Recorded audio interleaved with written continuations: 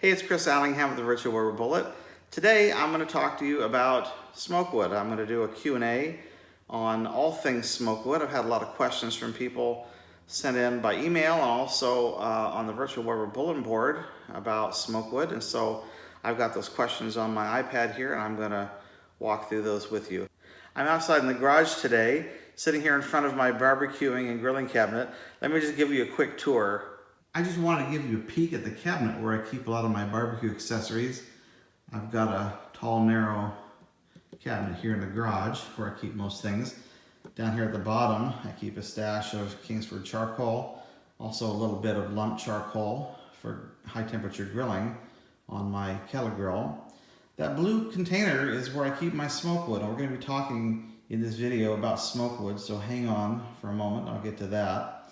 I also keep some spare cooking grates and charcoal grates in here. In fact, after I wash my grates, after cooking in the Smokey Mountain Cooker, I actually store them in this cabinet. I don't leave them in the grill outside where they can get rusty.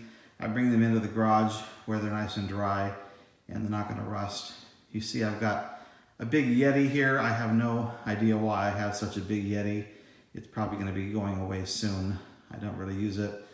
I've got a few fire starter cubes and my brush and some foil pans for my gas grill, and up higher here I've got things I use a little less frequently on the left. I've got a whole big collection of rib racks and some other foil pans, and I've got my chimney starter, and I've got a don't tell anybody, but a stolen milk crate where I keep a lot of my brushes and accessories that I use frequently when I cook. And there's my water pan for my Smokey Mountain Cooker. After I clean that, I throw that in this cabinet. And way up top, I have some things that I really don't ever use. Some things I'm kind of holding back in reserve. I have a couple of those, the Weber hanging system for the Smokey Mountain Cooker. I've got one for the 18 and the 22 that are still brand new in the box. I've got if you look in the middle there, there's a ash shovel and some other just bits and pieces and things that are up here. Way in the back is the electric hot plate that I use for cold smoking on my smoker, and there's the Barbecue Guru round rib rack up there on the very top shelf. So, and also that big foil pan is full of all kind of bits and pieces from when I used to customize Weber grills. There's thermometers and stainless steel screws and nuts and things. So that's a look at my storage cabinet in the garage for all things barbecuing and grilling. Okay, now that we've had the tour of the grilling cabinet, let me go through some of the questions that I have here from people.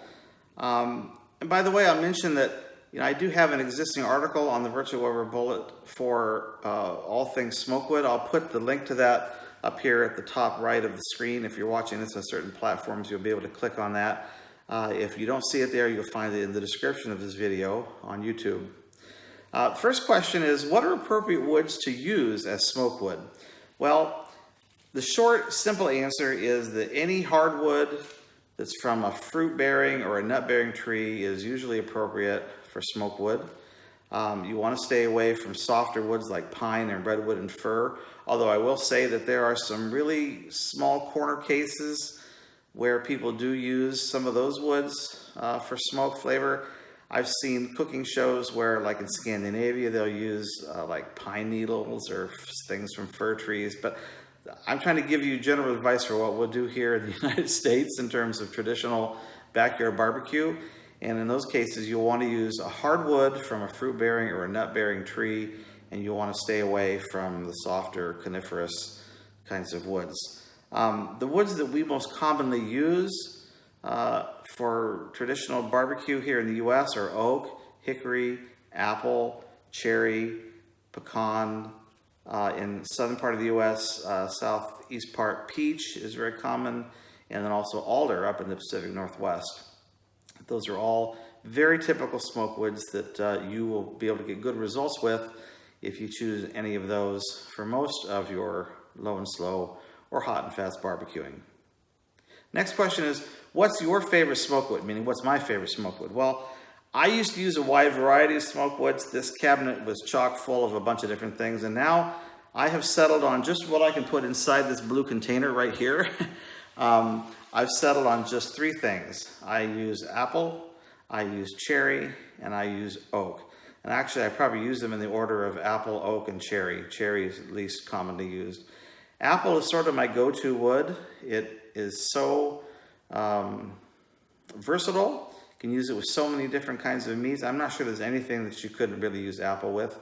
Oak is a very traditional and moderately strong flavor that's great for most anything beef, like brisket, any kind of a short rib. Oak is a great choice. And cherry is a really nice choice in terms of the color it creates on the skin of poultry. So at Thanksgiving time, when I do a turkey, for example, apple's a great choice. Cherry is also a great choice. Cherry gives a very red color to the skin, and sometimes you can mix apple and cherry together if you want to do that as well. So those are my three go-to: apple, cherry, and oak. The next question is, which smoke woods go with which meats? Well, you will see a lot of charts online that imply that there are certain combinations that work and that do not work. And I'm here to tell you that basically, I think that's kind of a lie. You can pretty much use any smoke wood with any kind of meat in the right amount and get a decent result. Of the woods that I mentioned to you, apple, cherry, and oak, I think you can use those three woods, frankly, with any kind of meat, whether it's poultry, pork, beef, even seafood, and get a good result with those three woods. You know, things like alder are typically used as a specialty flavor along with salmon or certain kinds of seafood. Pecan is a variant often used with beef. It's got a nice mild flavor as well, kind of a nuttiness to it because it is a nut tree. Although not everyone can pick up on that flavor. I don't know that I can, but people say they can. Pecan's a decent choice as well. But you will find a chart in the article that I've linked up here or that I put down in the description that shows what you're looking for in terms of what works best with what. But if you look at that chart closely, you'll see that most any wood works for most any meat. It's just there's more of an affinity for some flavors with certain meats than others. So I would personally tell you that if you had apple, cherry, and oak in your arsenal of smoke wood, you'll be able to use those flavors with any kind of meat that you want to cook in your Weber Smokey Mountain Cooker. And that's what I do. Have you tried flavored woods like wine barrel chunks or Tabasco barrel chunks? Are they any good? I have tried them. I have not tried the Tabasco, but I have tried red wine barrel wood chunks. I have tried the Jack Daniel's whiskey barrel wood chips. They work just fine. Do you discern a flavor from those chunks? Personally, I don't. You can certainly smell it in the product before you burn it. But when it burns and it's combusted, does it add something to your barbecue? Personally, I can't say that it did, other than the underlying flavor of the oak, which was the basis of the wine barrel or the whiskey barrel. But they're certainly fun to play with, and I would encourage you to give them a try if you're interested, and see if you can discern any whiskey flavor or any wine flavor in your barbecue. I'm betting you won't, but there's no harm in trying. Should I use wood chunks, wood chips, or wood pellets in the Weber Smokey Mountain? Well, I recommend that you use chunks. Chunks burn longer, they last longer, they provide a source of smoke for a longer period of time as you're cooking in the Smokey Mountain Cooker. Chips tend to burn quickly. Pellets have their place in a pellet grill, of course. There are mechanisms you can buy, either, a foil packet is something you can make, or there are tubes and things you can buy to use in the Smokey Mountain Cooker and use them as a smoke source. I think those are typically used more for cold smoking, and they have a great use for that in the Smokey Mountain Cooker. But for general barbecuing at high temp, either at low and slow temps or at high temps, I really think that chunks are the way to go, and that's what I'd recommend that you use. The next question is, should I soak wood chunks before using them? I did an entire video on this. I will post a link to that video up here in the upper right corner or down in the description of this video. The answer is no, you shouldn't bother to do that. Wood is not a sponge. The water only penetrates a very small distance into the wood. You'll see in the video that when I soak a chunk for a long period of time, then I cut it in half with an axe, and you see that it's dry inside. So basically, when you put that wet chunk into the cooker, the fire just drives off that moisture on the surface of the wood and the first 16th of an inch or so, and then you've got basically a dry piece of smoke wood. So don't bother doing it, just use dry wood chunks in your Smokey Mountain Cooker. Next question is, should I remove the bark from smoke wood chunks? Speaking from the perspective of backyard barbecue, I would say the answer is no. Don't bother with that. Unless you've got a piece of smokewood that has a big old gnarly piece of bark on it that's covered with a bunch of weird moss and fungus, and you can see a bunch of beetles crawling around on it. I mean, that's probably a piece of wood I wouldn't be using anyway in my smoker. But unless you see something gross like that, if you see thin, clean bark that's well attached to the wood, I would go ahead and use it as is. There are some people who think that it affects the taste of barbecue. Again, personally, I don't think I can notice that effect. I don't think most people would either. Don't have the discerning palate to do that. But that's the reason they would suggest you do it, is because they think it affects the flavor of your barbecue. There are a lot of people in competition barbecue who recommend, and as a practice, they do remove bark from their wood chunks, or they actually even buy wood chunks online from sources that remove it in advance. I am not here today to try to dissuade competition barbecuers from doing that, because competition barbecuers frankly do lots of things to try to get an edge. Oftentimes they're winning or losing by just, a 100th of a point. There's a lot of things that go into winning competition barbecue, and if you think that removing wood bark from your wood chunks is the thing that makes you win, then by all means I'd say keep doing what works for you. But for the backyard barbecuer, don't bother.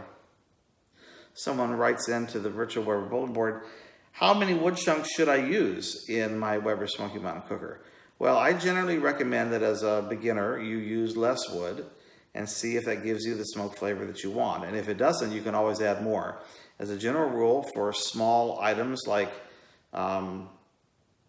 chicken or ribs, maybe a turkey, I'd suggest maybe even just 2 chunks of wood. We often talk about wood in terms of fist-sized chunk. A typical chunk of wood, let's say, is 3 inches by 3 inches. 2 of those will go a long way, in my book, toward cooking smaller items. And for things that are hardier, longer cooking, like, let's say, beef short ribs, or a brisket, or a chuck roll, I would not be uncomfortable using, let's say, 4 fist-sized chunks of wood. Now, there are people out there who use a lot more, and if that's their flavor preference and they like that, that's fine, go for it. But again, I would suggest that, especially as a beginner, start on the low end. You can always add more smoke flavor the next time you cook, but if you over smoke something, you really can't take away that over smokiness. So start low and work your way up. Start with 2, or maybe at the maximum 3 or 4. Someone asks me, should visible smoke be coming out the top vent of the Weber Smokey Mountain? Well, oftentimes when you first fire up the cooker and you get the charcoal going and you get your smoke wood in, you will see visible smoke streaming out of the top of the lid.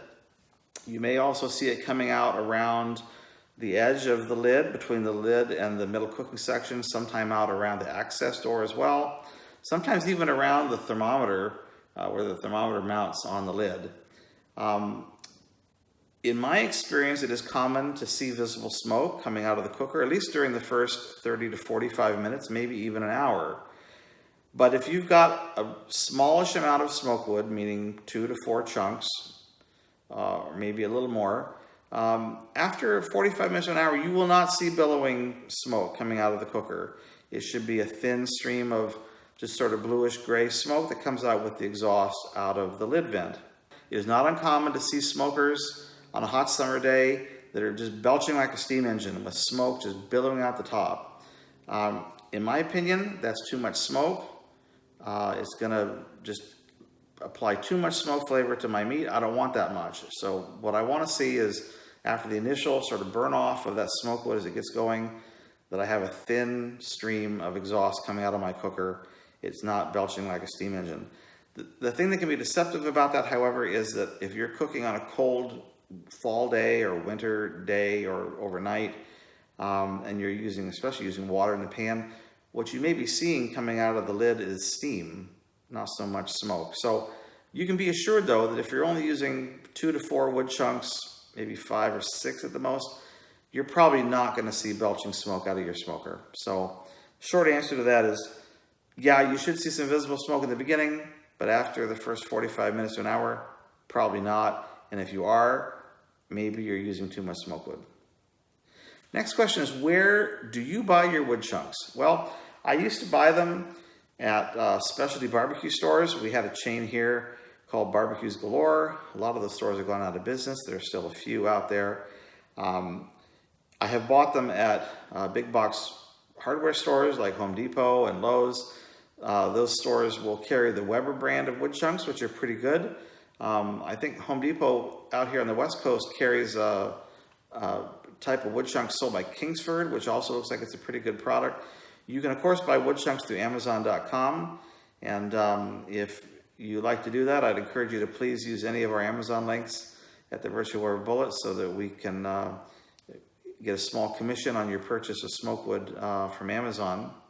I've never really been a big fan of ordering wood chunks mail order because I hated to pay for the shipping costs. But lately, there are outfits that are shipping things using priority mail, and they're able to get a pretty decent price using the flat rate boxes and shipping methods. So recently I did branch out and order some wood from a place called Fruta Wood Chunks. They're located in Colorado. I read online that they had a really good reputation. People really like their product. And so recently I stepped out of my comfort zone and I ordered some apple chunks, some cherry chunks, and some post oak chunks. That's the variety of oak that you would use in Texas for brisket. And I want to show you some photos of what I received. This photo gives you a sense of the size of the chunks that were in this box. They were supposed to be 3 inches by 3 inches, and you can see that up against the ruler, they're pretty close to that. This photo shows the pieces that I picked out of the apple wood chunks that were kind of scrawny or were less than 3 inches by 3 inches. You can see that there's really not that many of them, and I weighed them out. They represented 1 pound, 5 ounces of the 15 pounds of apple wood that was shipped.